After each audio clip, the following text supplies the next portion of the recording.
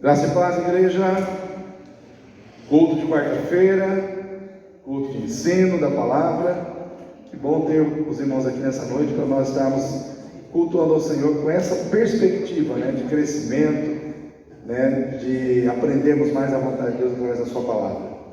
1 Timóteo, capítulo 4, versículo 1 diz assim: mas o Espírito, que o Espírito é com letra maiúscula, o Espírito Santo, expressamente diz que nos últimos tempos apostatarão alguns da fé, dando ouvidos a espíritos enganadores e a doutrinas de demônios, pela hipocrisia de homens que falam mentiras, tendo cauterizada a sua própria consciência. Então aqui esse texto, irmãos, para mim ele se torna muito presente, ele se torna muito real para as nossas vidas esses dias. Eu acho que nós nunca estivemos tão envolvidos com heresias, entendimentos distorcidos da palavra, e isso tem gerado muita confusão no coração do povo de Deus. Então nós precisamos buscar constantemente nos enchermos da palavra, precisamos buscar constantemente viver aquilo que a palavra de Deus diz e ensina, mas buscando sempre o entendimento honesto da palavra, aquilo que a palavra de Deus diz, procurando olhar com honestidade a verdade que ela está pregando, que ela está ensinando aos nossos corações. Vemos dias realmente que são conflitantes, E nesses dias assim que envolve essa questão de discussão política, resumindo numa frase o que eu disse para um pastor que é amigo de ministério, eu disse para ele assim: o problema é que quando nós cristãos nos pegamos discutindo ou brigando mais por causas da terra ou por causas de classe, ao invés de estarmos priorizando os interesses do Evangelho de Cristo. No mundo, nós não estamos aqui como filhos de Deus, nós não fomos chamados para defender direitos, interesses de classe, nós somos chamados para propagar o Evangelho da salvação a todas as classes, a todos os povos, a todas as nações, a todo tipo de criatura. Jesus disse: ide por todo mundo e pregar o Evangelho a quem? A toda criatura, batizando em nome do Pai e do Filho e do Espírito Santo. Criatura quer dizer que todo ser humano é criado por Deus. E quando é que ele deixa de ser criatura e se torna filho? Quando ele aceita na sua vida o Filho como seu Senhor e como seu Salvador. É isso que a palavra de Deus diz: veio para o que era seu, mas os seus não o receberam, mas a todos quantos o receberam, deu-lhes o poder de serem feitos filhos de Deus, os quais não nasceram da carne, nem do sangue, mas de Deus. Então aquele que nasce de Deus é aquele que vivencia um novo nascimento em Cristo. O cristianismo não é uma emenda, o cristianismo não é uma reforma, o cristianismo é um novo nascimento, é nascer de novo, é nascer da água e do Espírito através de Jesus Cristo. É esse novo nascimento que ele veio trazer para nós. E uma coisa nós temos que entender, irmãos, que o diabo é um ser ativo e presente no planeta Terra. Tem um livro que tem esse nome: Satanás, vivo e ativo no planeta Terra. E quando ele, lá no Éden, tentou Adão e Eva, ele tentou com base naquilo que era proibido por Deus para o homem. Havia uma coisa só que era proibida por Deus para o homem: o fruto do conhecimento do bem e do mal. E o diabo conseguiu enganar Eva e levar ela a provar daquele fruto que era proibido, para que ela saísse do mundo de Deus e fosse para o mundo do diabo. Irmãos, metaforicamente falando, o fruto proibido, ele está sendo colocado diante de nós todos os dias, para nós decidirmos a quem nós vamos servir. Qual é a vontade que vai prevalecer na nossa vida? A vontade de Deus ou a vontade do diabo?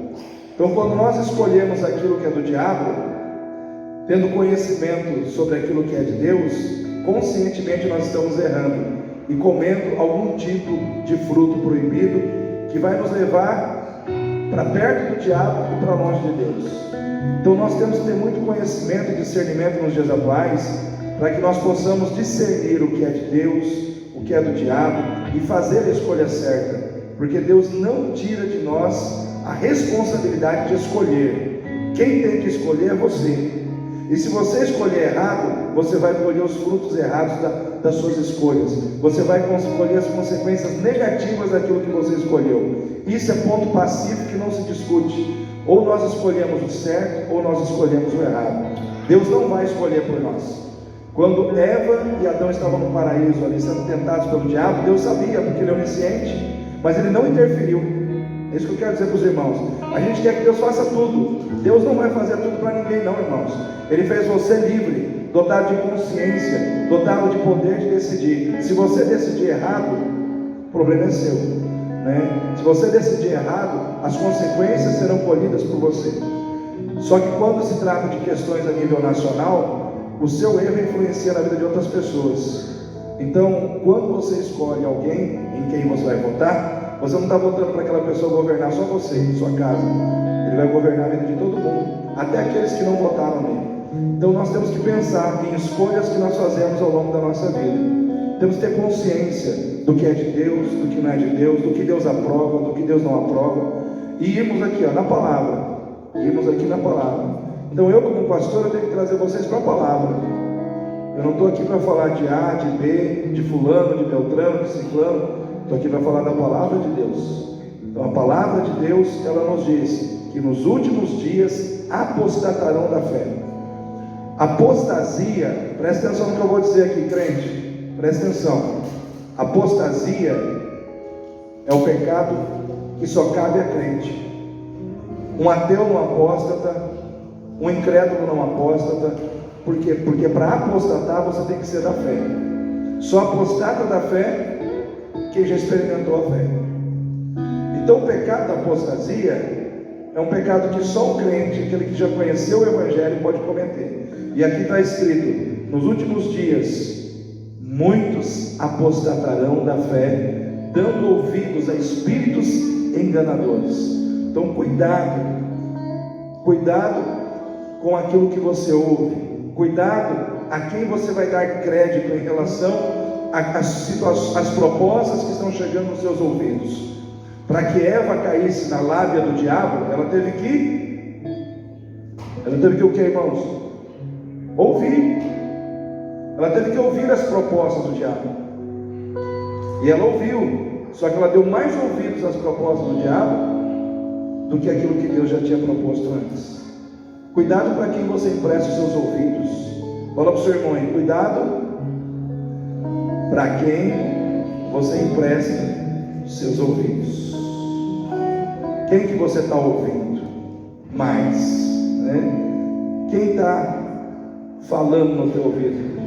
Eu lembro de uma expressão do passado, né, Vitor? Gente que é de uma geração anterior, Ricardo. O pessoal fica te alugando, né? Não tem aquela... Quem está alugando, né? Os teus ouvidos. Quem está falando aos seus ouvidos? Falar bonito, falar macio, para alcançar intenções enganosas, o diabo é especialista nisso. E eu prefiro alguém que fale errado, que às vezes seja grosseiro no falar, mas que tenha uma intenção boa por trás, do que dar ouvidos para alguém que fala manso, macio, tem uma linguagem inteligente, mas por trás tem um caráter corrompido. Então assim é o diabo, né? Eu estou falando do diabo, né? Porque o diabo, ele falou tudo que Eva queria ouvir. Olha, se você comer desse fruto, você será como Deus. Olha, se você comer desse fruto, você será igualzinho a Deus. Deus não quer que você coma, porque Ele não quer que você experimente essa realidade. Ou seja, encheu o coração de Eva, encheu o ego de Eva foi cheio com as propostas que o diabo fez. E Deus ficou mal naquele momento, porque Deus é um Deus que diz não. O diabo, ele diz sim. Você pode tudo, né? Até o fruto do conhecimento do bem e do mal você pode. Agora Deus não, Deus é chato. Ele fala não para a gente, ele proíbe as coisas. Então às vezes nós temos que entender que às vezes quem diz não verdadeiramente é quem nos ama e quer o melhor para a nossa vida. Cuidado com quem só diz sim para você. Nós não precisamos só ouvir sim, nós precisamos ouvir não. E talvez nessa geração de hoje, onde as pessoas estão muito acomodadas no erro, talvez você precise ouvir mais não do que sim. Mais não do que sim. Por quê? Porque nós estamos vivendo num tempo em que o caráter do ser humano ele está num nível de corrupção muito alta, né? Então eu pego aqui as palavras que o apóstolo Paulo disse a Timóteo: prega a palavra tempo, fora de tempo, exorta, corrija, repreenda com toda longanimidade e doutrina. Então exorta, corrige e repreenda, só palavra de confronto. Por quê? Porque são tempos em que o povo de Deus está muito mais propenso a cair do que a ficar em pé. Quem quer ficar em pé aqui? Então receba a palavra de Deus no seu coração.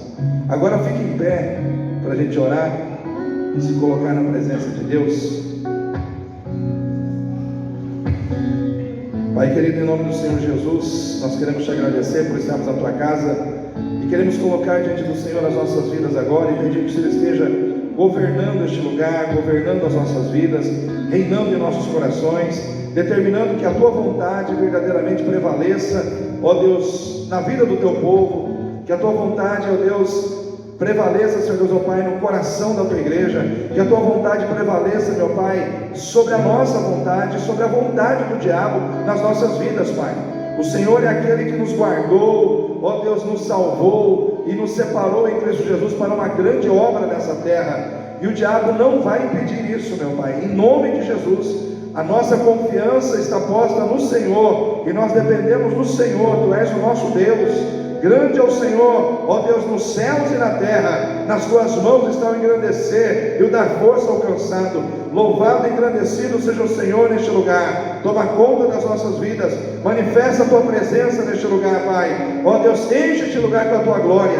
Toda ação do diabo contra nós, contra a igreja do Senhor, seja repreendida e destruída em nome do Senhor Jesus. Nós colocamos tudo em tuas mãos, Pai, nesta noite, e oramos a ti em nome do Senhor Jesus. Amém. Louvado seja o nome do Senhor. Sinta o tremor dos montes, ouça o ecoar do mar.